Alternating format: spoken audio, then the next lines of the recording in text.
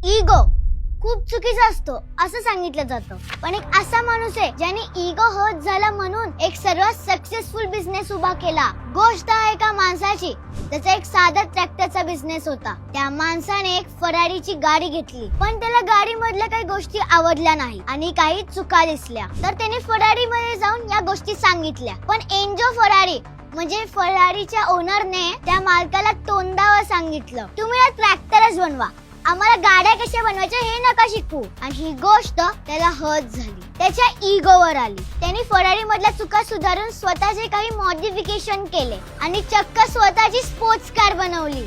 हे म्हणजे तसं झालं, बघतोयस काय रागानं ओव्हरटेक केलं वागानं, ज्या गाडीने पुढे जाऊन फरारीला पण मागे टाकलं. त्या ब्रँडचं नाव होतं लॅम्बोर्गिनी.